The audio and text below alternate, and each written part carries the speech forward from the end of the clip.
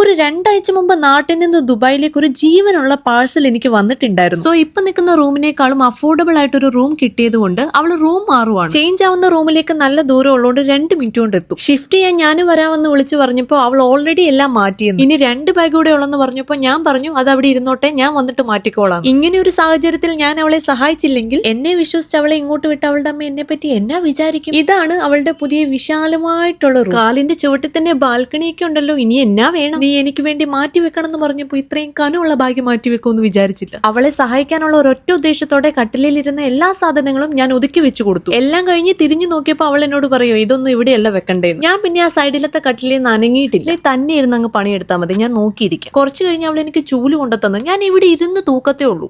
പുതിയത് കുറെ ഇറക്കിയിട്ടുണ്ടല്ലോ. ഗിഫ്റ്റ് ഒക്കെ തന്നാ ഞാൻ വാങ്ങിക്കൂ കേട്ടോ. ഇതിപ്പോ എവിടെ നിന്ന് ഇത്ര നേരം ഇവിടെ ഇല്ലായിരുന്നല്ലോ.